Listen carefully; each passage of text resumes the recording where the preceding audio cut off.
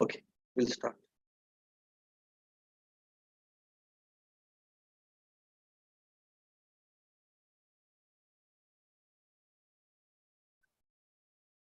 Namo tassa bhagavato arahato samma sambuddhassa. Namo tassa bhagavato arahato samma sambuddhassa. Namo tassa bhagavato arahato samma sambuddhassa. Itipiso bhagavaraham samma sambuddho vidyacharana sampanno sugato lokavidu anuttaro purisadhamma sarati satta deva manusanam buddho bhagavati namo tassa samma sambuddhassa. Swakato bhagavata dhammo sanditiko akaliko ehipasiko vapanayako pachattang veditabbo vinnohiti namo tassa niyanika sadammasa. Supatipanno bhagavato savaka sango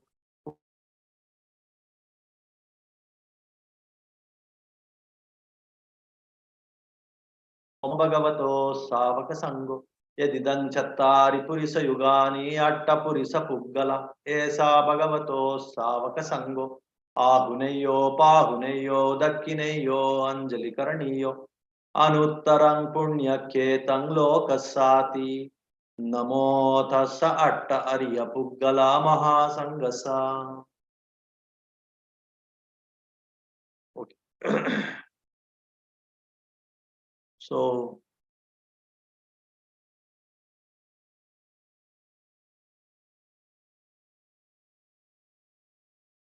as a continuation of last week's discussion on this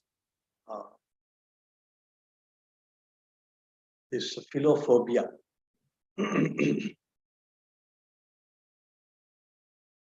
this fear for love and attachment. Generally, in the scientific circles or in medical circles, philophobia is more of like the fear for romantic relations or intimate relations, marital relations. So that's what is considered as the love and the attachment that they are talking in this philophobia. But in some cases, the sibling affection or even the friends and from the family, that kind of affection, that kind of endearment also sometimes it comes into discussion when they talk about this fear of attachment. Whereas this right view approach is about all kinds of this worldliness. What is worldliness? All kinds of this anything that is not related to the purification of the mind, purification from the defilements of the mind. So like craving, it has several levels of intensity, the craving, and most of this attachment and this love, so-called love the people talk about, is one kind of craving only. Though it looks very, very subtle, very, very refined love when it comes to the question of say love between say family members or the siblings or the friends or the husband and wife. So those they may glorify it, they may dignify it, but still attachment is attachment. The craving is craving. It is rooted always in some kind of desire. So because of that reason,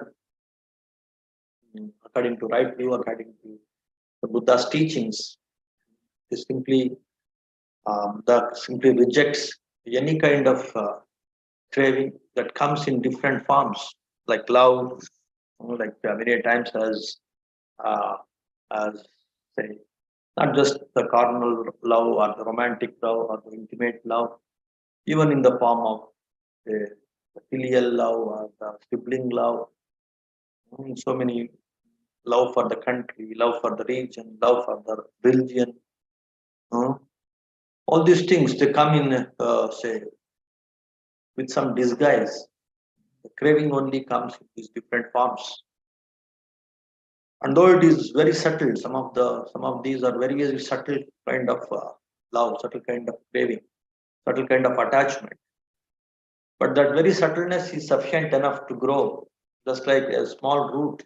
Though the tree is completely destroyed, let us say, but still there is one small root which is not completely removed from the soil, and it's still there. Slowly, slowly, it may start growing, and it may proliferate, and it may produce so many other roots, and then that that bunch of roots it may start producing the shoot, the stem, the shoot, the leaves, and it may again become a huge tree of attachment. That way, all kinds of attachment, whether it is very subtle, very very say minute, but still attachment is attachment. It will start proliferating to become again one very very big tree of say, which will become the cause of all kinds of suffering. Because of that reason, say all kinds of attachment are rejected by Buddha. That's what we have seen the last week's discussion also. And in the world, if you experience some kind of rejection, some kind of kickback, some kind of failures, in this kind of say the gross kind of love or attachment, or the subtle kind of love or attachment, you should feel happy. You should feel that freedom of rejection or disconnection or detachment. We should feel happy for them. That's what many people, even the youngsters nowadays, some intelligent people now, their versions, if I keep listening to them, they're appreciating this kind of say rejection, detachment, because they're experiencing the freedom from that. So the earlier days, it was the family, it was the big family, the society, the we feeling, the togetherness. They bring in so many aspects into that togetherness as a family, as a community, as a peer group, or as society, or as religion, or caste, or creed, or thing like that. So many things, culture, tradition, so many things. They used to highlight, and around that they used to be together, and they used to get some kind of protection, some kind of say safety, security in that we feeling. But now, as the world is becoming individualistic, independent, each one thinking independently, each one looking for different kinds of freedom, whether it is financial freedom, intellectual freedom, uh, spiritual freedom. When the world is into this phase of aspiring for freedom, looking for freedom, then this kind of say togetherness or we feeling or being together, uh, being as a group and seeking protection and support from the people around, in the form of family or culture or tradition, cult or community, something like that. That is losing its luster, that is losing its grip on the individual minds. So many people say that is a cause for a lot of psychological issues, also psychological stress, say anxiety. So many people they can't cope up with this kind of uh, individualistic phase of the world. The phase of the world is moving towards this individuality. Many people they can't cope up with this phase, cope up with this trend. That is also true. But sooner or later they will also learn, and they have to learn, and they start working on their own independence, their own say happiness from within. They have to look for it. And they will find out the different ways and means to derive happiness from themselves. because that is the trend, and the mind will teach them how to derive happiness from within for themselves. That will happen, definitely happen. It's already started, and it's going in a very big way, in a rampant way, and all people are progressing successfully. But those who can't say adjust to that, cope up with that kind of trend, sooner or later they will also learn. Of course, during that process, some kind of this kind of mental health issues, the problem will definitely arise among the majority of the people. It will definitely happen, but it's again for some time, for short time. Again, the people will learn how to be with themselves and how to derive happiness from themselves by appreciating the freedom that they are enjoying at all levels, from financial freedom to spiritual freedom. At all levels, when they start appreciating, start realizing that this dependence on the others, the dependence on the community, dependence on the group, dependence on the love and attachment will definitely it will vanish. Then the next question is, so as I told you, intellectual freedom, financial freedom, spiritual freedom, all these things, of course, people are looking for. But the human beings are emotional also. They are emotional beings also. There are inherent emotions, though many of them are covered by this kind of, say, some distorted emotions. This love, attachment, you see, all these things are distorted emotions. If you look at the pure forms of emotions, then definitely they are very, very useful. They will make you happy at all levels, though they are emotions. Even those pure forms of emotions, if you try to find out those pure forms of emotions within you and you start nurturing them, cultivating them, then even those emotions also, the pure forms of emotions also will melt, will dissolve the impure forms of emotions, like these very gross emotions, like this love, attachment, the intimate love, or this the mean love, which is around a few things, like few people, like family or society or nation, community or cult or sect or religion. This kind of uh, this kind of, say, biased love, or this kind of skewed emotions. They definitely are the inferior emotion, the gross emotion.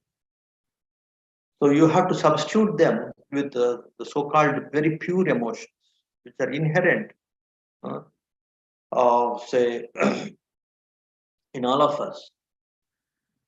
The sensitive people, they cultivate those pure emotions, and they progress in those pure emotions, and they transcend those pure emotions to realize the ultimate liberation, ultimate nirvana, ultimate emancipation also. But of course, in the worldly life also, those pure emotions will help in all, say, in all aspects, in all fields of the worldly life, whether it is financial field, or it is like social dimensions, or political, or whatever you are looking for in the profession, in the family, in all aspects. If you start understanding these pure emotions, start loving these the so-called the pure emotions, and thereby substituting the gross, the biased emotions, uh, which we have discussed last week, like the emotion or attachment, love towards your, say, your partner, your husband or wife, your, say, attachment towards your children and grandchildren. As in the case of Vishaka, I was giving you the example of Vishaka. So different stanzas also we were discussing. Piyato jayati soko, piyato jayati bayam. Piyato vipamuttasa, natti soko kuto bayam.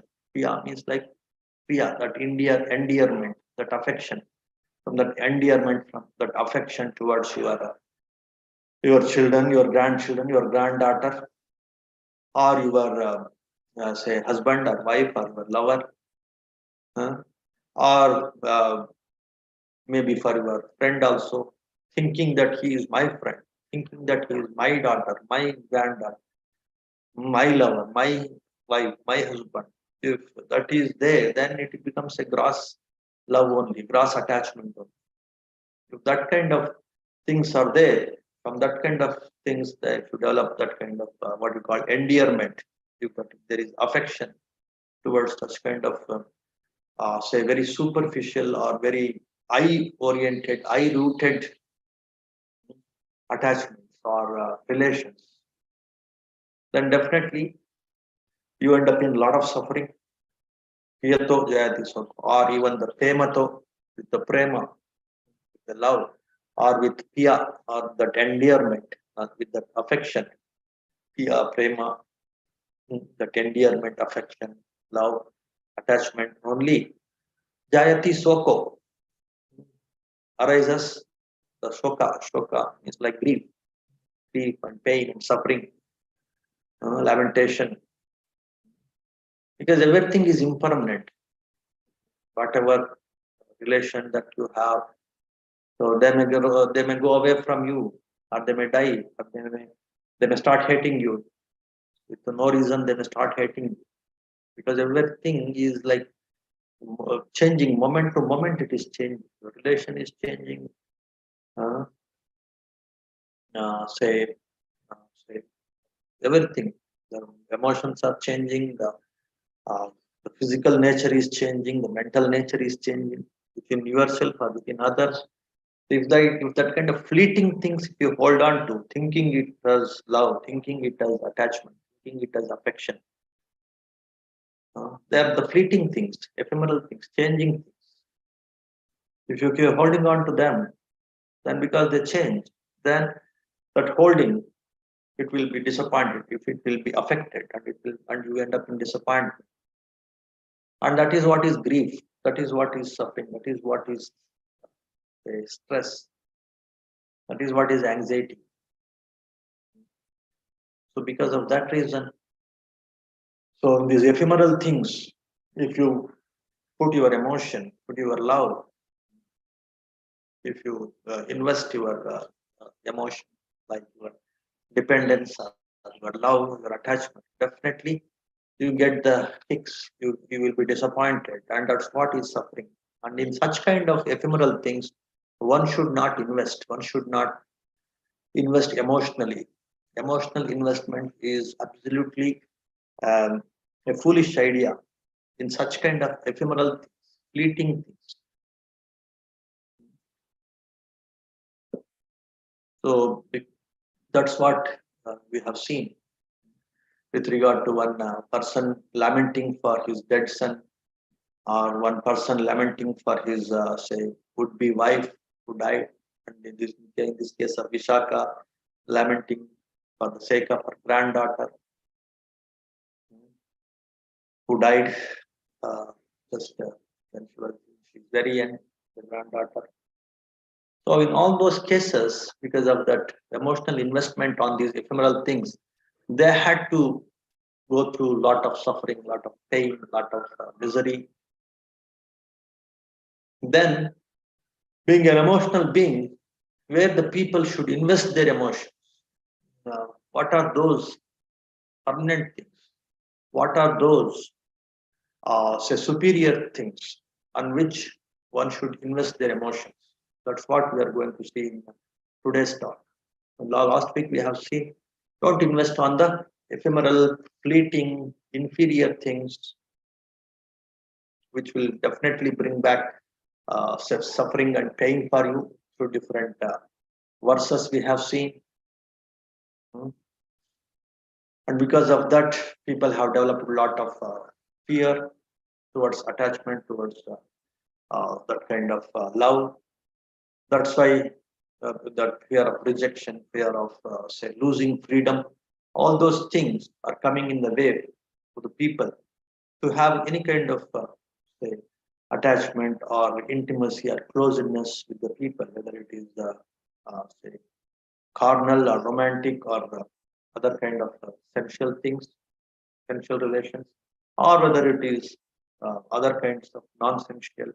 But emotional relations like friendship, like family, like community, like religion, region, nation. uh, these things are also like ephemeral, and these things are also like created in one's own mind, like imaginary.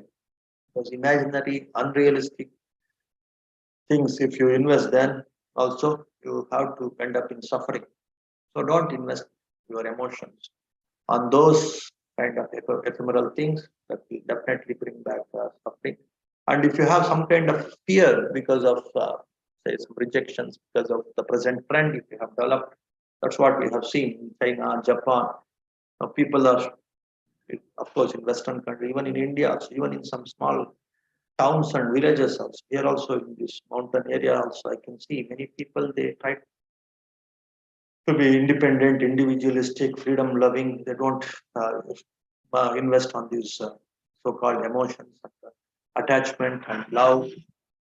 That trend is very much seen, and they have some kind of fear to have this kind of attachment also. That's also very much seen, and it's in a way good, because if you correctly understand that fear, it will put you into the right track to achieve your say achieve in your career, in your profession. Focus on your say career or profession, or whatever goals you have in the life. These emotions, that too, this kind of grass emotion, they will become a hindrance to focus on what you want to achieve in the life. So because of these reasons, uh, definitely this kind of fear will help. And then even for the peace and harmony, even for spiritual progress, even for mind purification, even to derive that inner happiness also. So this kind of fear for attachment, if you correctly understand, yes, this fear is good. It is a good fear. Just like I was telling in some other uh, Dhamma talk sometime back, the good fears. There are some good fears also. The fear to not say transgress some say moral rules, some moral precepts. Say so if there is an occasion to harm somebody, lie some, steal something, or indulge in sexual misconduct, or kill some being, some person, some animal. So there, if you have some moral fear, which is a good fear, then you don't indulge in that kind of immoral things. So that kind of moral fear is a good fear, which will protect you from indulging in the immoral things. In the same way, this kind of fear for attachment, if you have developed, you just consider is it as a blessing, as a great lesson, and as a blessing, and you take it in a positive way, and then automatically it will open up different channels of your wisdom and understanding, and you start enjoying the freedom, and you start focusing on your goals, and you become more successful. You develop more of equanimity towards the things around you, towards the people, towards the things around you. You develop more and more of equanimity. A very wise indifference and equanimity will start developing. That's what is very, very crucial to achieve all kinds of success in the life. For the achievement in the life, any kind of achievement in your career, profession, that matured equanimity, matured indifference towards the things around you. Don't emotionally blackmailed or emotionally, say, diverted to different things is very, very crucial. If you are so prone to these emotional disturbances, emotional diversions, then you can't achieve anything in the life.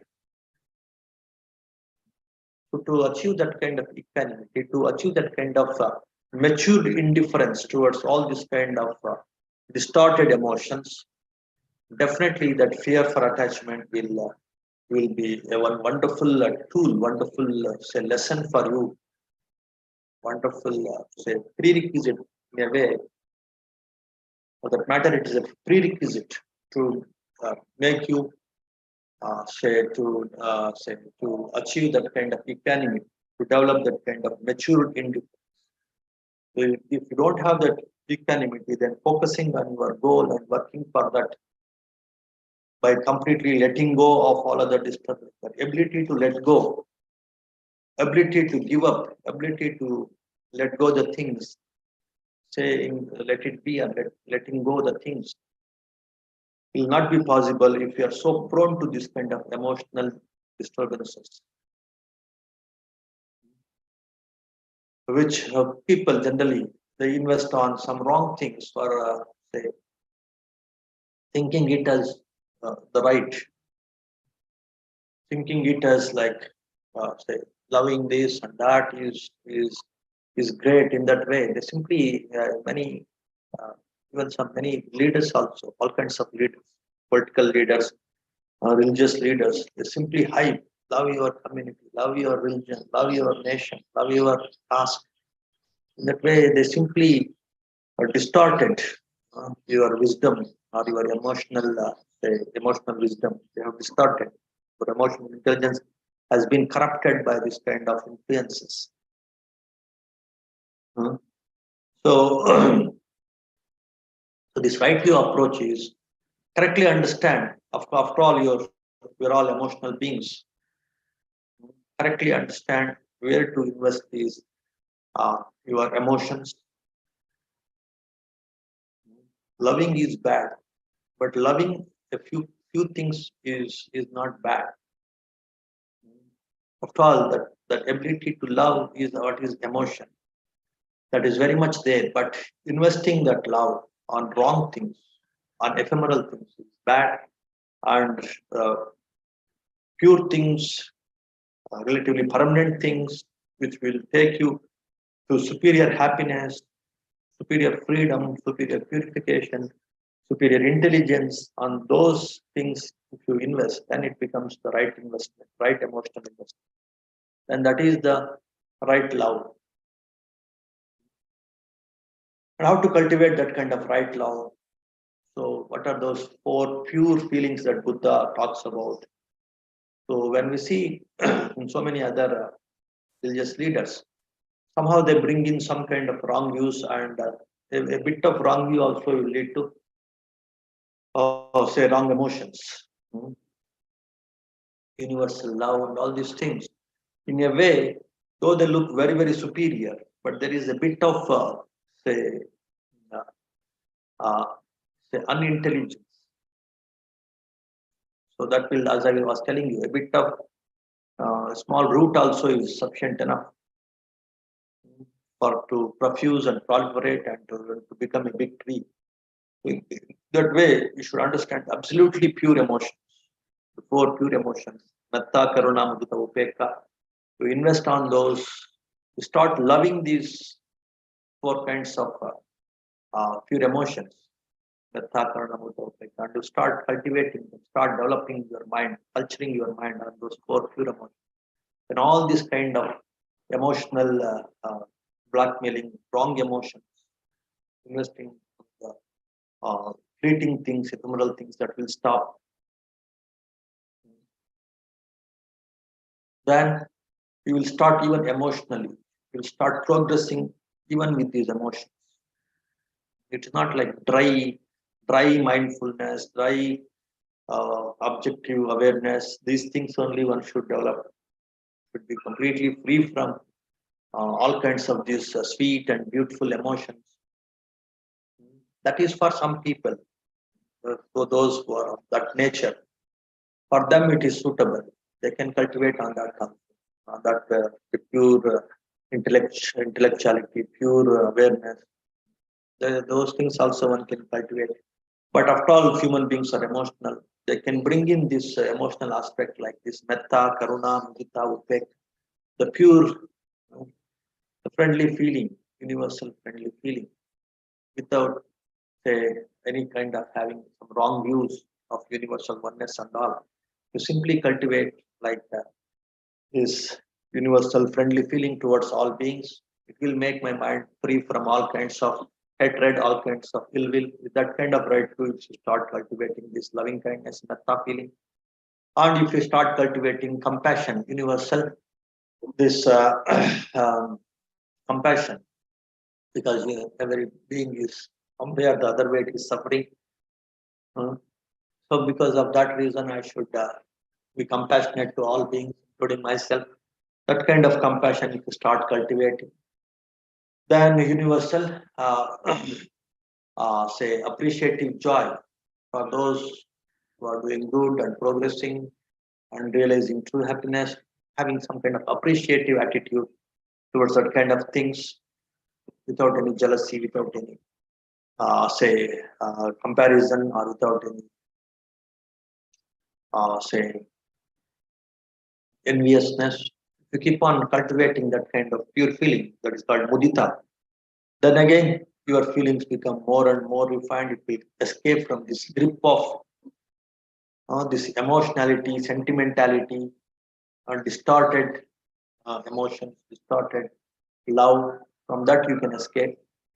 And then, as a final stage, even in this emotional cultivation, pure emotional cultivation, you end up in what is called equanimity, upekka, where you start realizing with all these pure feelings. So everybody is the product of his own good and bad actions.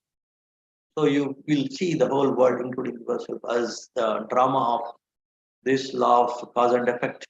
Good begets good, bad begets bad, and you become very equanimous with a lot of very refined feelings like compassion, appreciative joy, and this universal loving kindness.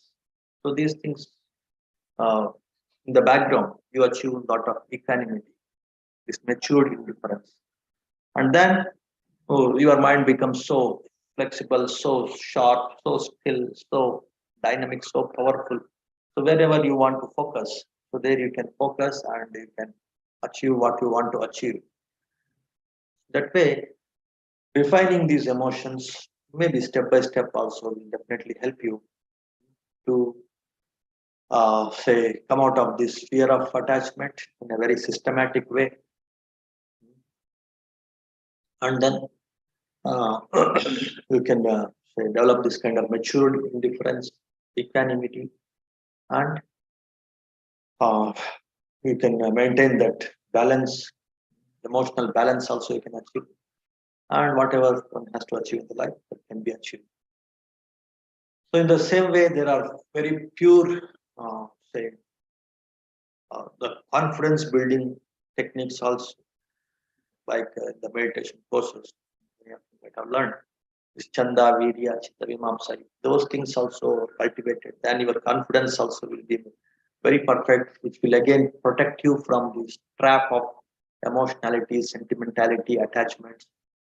And if you develop this kind of right perceptions, right, say, understanding about what is attractive, what is really permanent, what is really attractive, what is unattractive, what is impermanent, this clarity in understanding, then again you will be protected from where you should see beauty, you should see permanence, you should see pleasure or happiness, that kind of intelligence like for perception that many of you might have learned in the classes. That also will make you more matured, more equanimous. These confidence building steps also will make you more matured, more equanimous. And that way you can escape from this clutch, from this grip of sentimentalities or distorted emotions or these attachments. And again, the understanding of Four Noble Truths. Again, that's a perception, understanding. Giving and giving up, letting go is the cause for liberation, freedom, true happiness. Craving and wanting, any kind of craving and wanting, though it is like, say, covered with beautiful words like love, affection, but still there is inherent craving in it. That kind of understanding, by understanding the Four Noble Truths, again, that will help you to escape from the clutches or the grip of these attachments, different kinds of attachments. Mm. And again, of course, the observation, the pure awareness, developing, uh, say, unstained or pure awareness, looking the things as they are, the bare awareness. So in so many ways, you develop that awareness and mindfulness, the bare awareness, bare mindfulness, objective mindfulness, and thereby achieve more stillness of the mind, more settledness of the mind, develop concentrations, samadhis. Then again, of course, you can escape from the clutches of the grip of these distorted attachments. So in that way, initially you should experience some kind of fear for attachments. Then you start thinking about how to escape from the attachment. Just like if a fool, if he thinks that he is a fool, then he will look for and can find out different ways and means to come out of that kind of foolishness. Same way, if a person he experiences that he is suffering, then he will look for the ways and means to come out of that suffering. The same way, this attachment it leads to suffering. If that understanding comes and because of that you develop some kind of fear, then you look for different ways and means to come out of that fear. So to that extent, very, very important step. One should develop some kind of fear for attachment. In that way, this philophobia, if you correctly observe it without getting carried away in that phobia, so if you start becoming little sensitive and observant and start accepting it, realizing that now I have this fear for attachment and as wise people say it is good and let me see what are the ways and means to come out of this fear of attachment, whether there is uh, why this fear and attachment, why it leads to that fearsomeness and phobia. And in that way, if you start investigating properly, then it will become a great lesson, great opportunity to develop the mind, to develop the true freedom, the true happiness, true success in the life. That's what all starting from Buddha. When Buddha developed this kind of fear of attachment, and then properly investigating this fear of attachment, he became supremely enlightened. And of course, many of his disciples also they developed this fear of attachment.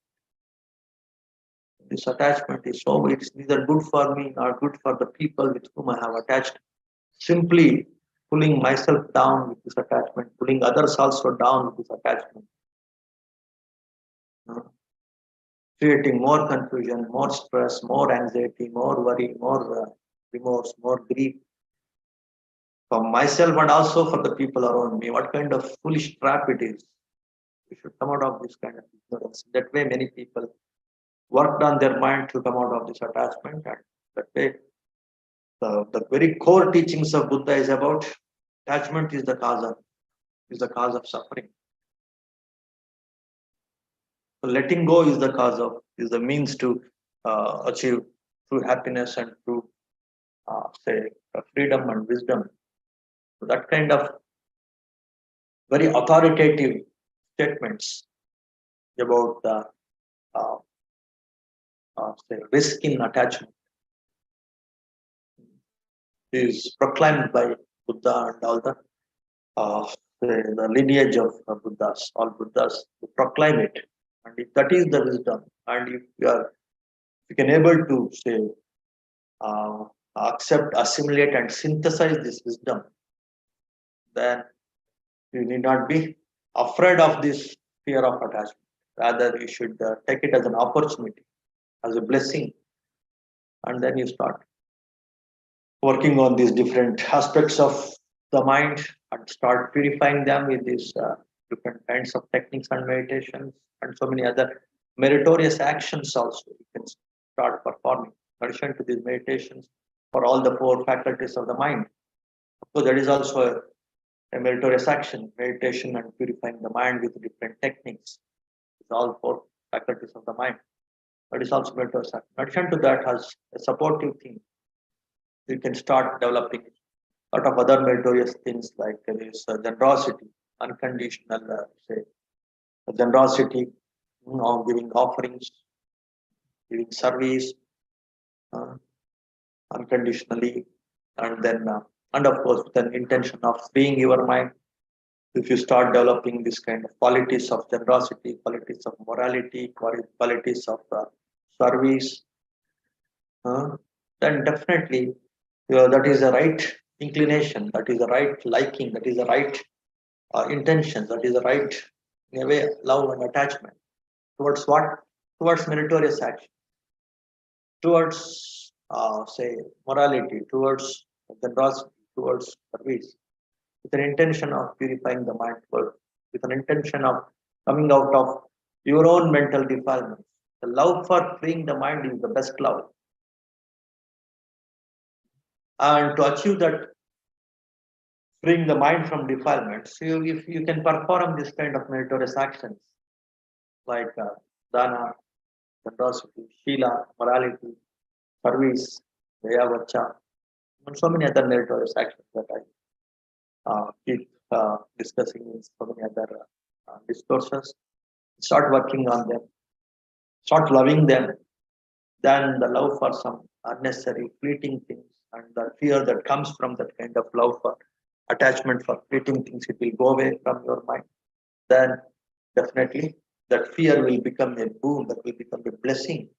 Fear of attachment will become a blessing.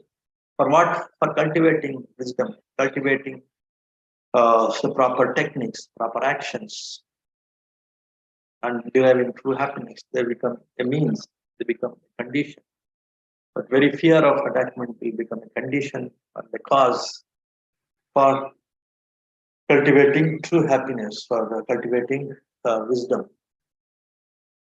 So in that way, we should accept this kind of fears, this kind of fear of attachment. We should take it as an opportunity instead of simply fearing this fear. It's not a good idea. Make use of this as an opportunity to cultivate wisdom. Then no fear actually will become a problem. Especially this fear of attachment will become a very big boon. After all, whether attachment is the cause of suffering. After all, that is the core understanding of all the wise and all the matured minds. So, as say described just about this, where you have to put where you have to invest your emotions. So, Buddha has given on these fleeting things you should not invest, which will definitely end up in more suffering, and invest on these meritorious actions. Invest on, say, this kind of very wise mind purifying, the intention of mind purification, and based on that, you perform some actions which are called the meritorious actions. So, those things you start loving, then you will escape from this distorted love and distorted attachments, which will make you more miserable. So from those things you can escape. So for that, Buddha has given so many verses again in this Piyavagga, the chapter on the affection, the right affection and the wrong affection. So now we will see the right affection, where you have to have the affection, the right affection.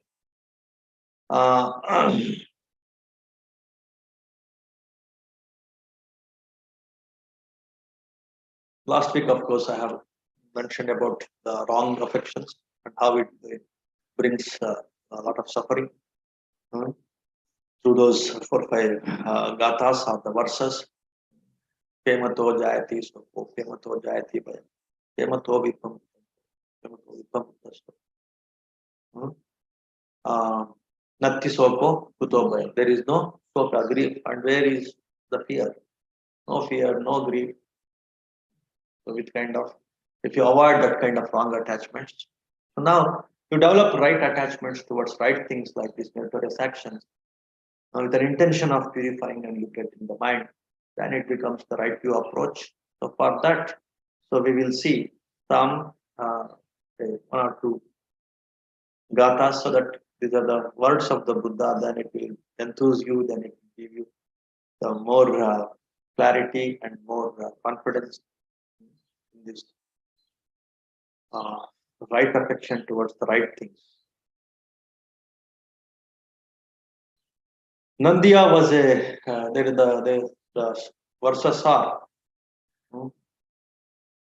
Chirappavasing Purisan, Durato Swati Magatan, Nyatimitta Suhajjacha, Abhinandanti Agatan, Tateva Katupunnampi, Asmaloka Parangatan, Punyani Patiganhati, Piyanyativa Agatan. So, what is the meaning of this? A man who has long been absent and has returned home safely from a distance is welcomed with joy by relatives, friends, and well wishers on his return. In the same way, his good deeds, his meritorious actions, his good deeds will receive him who has done good when he goes from this world to the other, as relatives receive a dear one on his return. When a person who is away from the home for so many kinds of different business, like I said, different kinds of purposes. After a long time, when he returns back, then his family members, friends receive him with a lot of joy and pamper and lot of say celebration, that celebrative mood they receive him. The same way, if you perform these meritorious actions, not only you will be respected, you will develop mind purification, you will develop a lot of true wisdom and freedom, true happiness. Even after the death, also, you will be received by the matured beings, like the divine beings, with that celebrative mood, with that welcoming receptive mood. They receive you. That means, even after the death, also, you will have the company of matured beings with matured wisdom, matured freedom, matured happiness. That kind of company you will get. So that's what is the meaning of these verses, these gathas. So what is the background story of this? There was one rich man from Banaras. His name was Nandiya. After listening to the Buddha's discourse on the benefits of, say, offering the best things to the people who are working on their mind, purifying, like the Buddha's disciples. He built some meditation centers, monasteries for the Buddha's disciples. Nandiya built one very big monastery at Isipatana, that's near to Banaras only, in Saranath, that is very close to Banaras. The building was pinnacled and fully furnished. As soon as the monastery was offered to Buddha, a mansion came up for Nandiya in the divine realm, the Deva world also. It's called Thavatimsa Deva world. The 33 divine beings world. There is one kind of the divine realm. There, one mansion came up for this Nandiya. As soon as built this meditation center for Buddha's disciples, a mansion has come up in the divine world for him, for this Nandiya.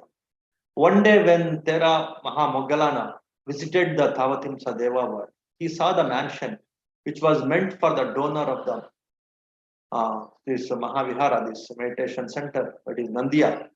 On his return from the Thavatimsa Deva world, this Moggallana, one of the chief disciples of Buddha, he asked Buddha, Venerable Sir, for those who perform meritorious deeds, do they have mansions and other riches prepared in the Deva world even while they are still living in this world? He is still now here only in this world, only this Nandiya. But already a mansion has come up in this Deva world. Is it possible? In that way, he asked Buddha. Then the Buddha replied, My son, why do you ask? Why are you asking like this? Have you not yourself seen the mansion and riches waiting for Nandiya in the Dhautumsa Deva world? Why are you asking me? You have seen by yourself when you visited that Deva world, Tavatimsa Deva world. You have seen that mansion has come up for Nandiya, even though he is still here in this human world only.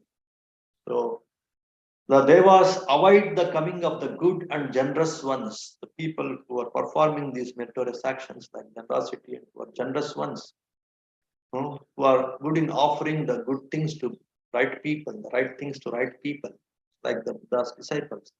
So, as relatives avoid the return of one who is long absent, just like the relatives, friends, wait for the person who is long absent, he is returning back. So they in the celebratory mood, they wait for him. In the same way, this Devas also wait for this Nandiya who is so generous, who is cultivating his mind by performing these good deeds like generosity, by offering this meditation center to the disciples of Buddha who are very seriously working on their mind to become enlightened ones. So that's a great merit. Such meritorious people will definitely be respected and loved by the divine beings also. When the good ones die, they are welcomed joyously to the abode of the Devas. So that is the power of the meritorious actions, good deeds. So not only they will be happy here and now, they will be happy hereafter, after dying also, after the death also they will say they will be welcomed. They will take birth in some superior realms like the divine realms. So that's what Buddha talks about where you have to invest your emotions. Invest your emotions in purity. Invest your emotions in, say, wisdom and freedom of the mind, your own mind. By cultivating, by practicing this kind of meritorious deeds, automatically you are purifying your mind. Then you will be loved here and now, and you will be loved hereafter. And that kind of things you start loving instead of loving all unnecessary, fleeting, some stupid things, thinking that is love, and getting trapped by that, and inviting a lot of suffering for yourself, and also the so-called loud people also will be suffered with your crazy attachments, with your unnecessary sentiments. That way, develop maturity in your emotions, in your love, and start loving the things which are to be truly loved. So that's what is the Buddha's message here in this verse. The same way, there are so many other verses also where Buddha highlights those who are, say, deliberately learning this offering of food, like one of the Buddha's great disciples, Kassapa. He was loved by again everyone. So some 500 young boys, instead of offering some pancakes to Buddha, they offered it to Kassapa because Kassapa also developed his mind to a great extent.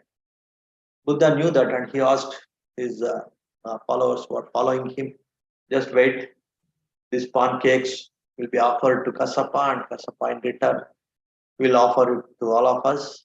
We will, of course, we will ask those boys to offer it to us, and then they will also get merit by offering those things to us. And so, in that way, Buddha he asked the disciples uh, to wait for some time. And then what happened?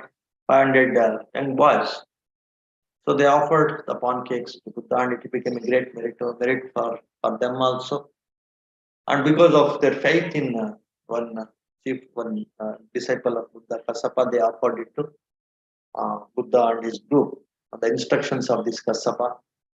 And that time also Buddha explains the love for this offering, the love for the right things that Buddha, this Kassapa has cultivated, the insight, the meditation, that has become an attraction for these people to offer. And in that way, when they start learning this offering, and they also become Sotapanas, they also become like they could also see the glimpse of Nibbana after listening to Buddha.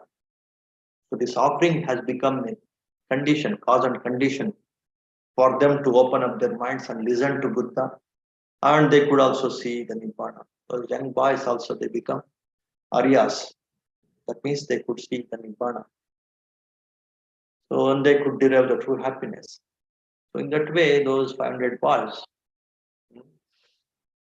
by developing this kind of meritorious actions, they derived the true happiness. They came out of unnecessary attachments to food and the people, and they came out of that kind of attachment, developed the love for the generosity, love for mind purification, and they became the great noble beings, noble disciples of Buddha, like the Aryas. Aryas means those who have seen the Nibbana. They achieved very superior happiness.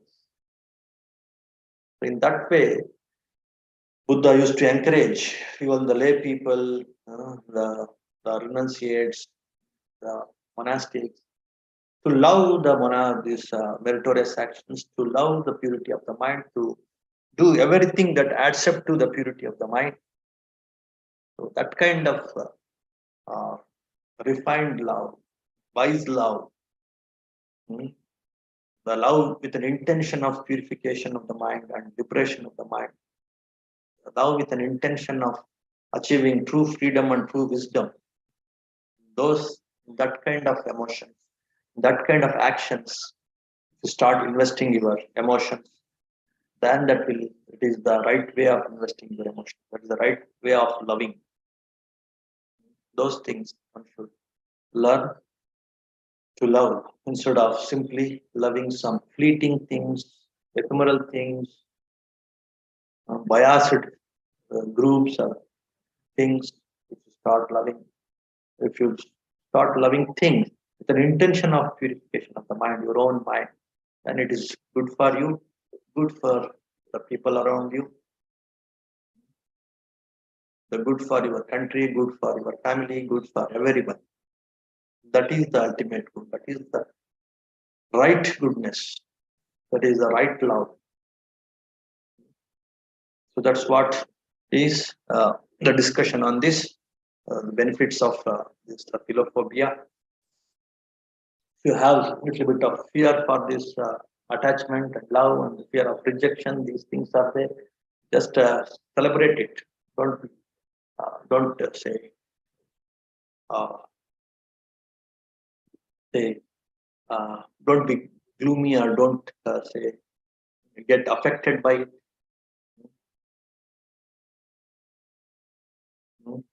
Don't keep on thinking and worrying about this. Oh, I don't have any inclination for loving anyone, getting any kind of relation, any kind of closeness with anyone. If that kind of mind you are developing means, don't worry, be happy for that. And you contemplate wisely, start cultivating some right methods and techniques to say develop the true equanimity, the true passivity, the true objectivity, and invest all your emotions in the right things, right love, your profession, career, mind purification, focus on meritorious action, even to give that solace for your emotions. So you are in the right path, that you be sure. Even though you are having that kind of fear and phobia for closedness, intimacy, attachment, no problem. So that is what is the message, that is what is the key takeaway. Okay. So with this, I think we'll conclude. If you have some quick questions, we can ask. And then we'll conclude with one small chanting.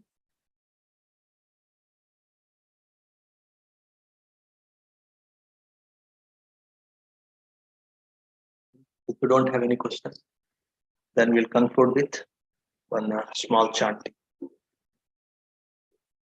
Namo tassa bhagavato arahato samma sambuddhassa bhavatu sabba mangalam rakkantu sabba devata sabba buddhanubhavena sabba dhammanubhavena sabba sanghanubhavena sada swati bhavantu te sukhi bhaveyan nidukho aham nicha aham viya ida chame sukhi hontu manjata chatavedino mam dhammante dhamme satta hontu sukhi sada अतो परंचारज्येषु चक्रवालेषु दंतनो साधु साधु साधु सुखी होंतु मंगल. May all of you be happy and peaceful. May all beings also be happy.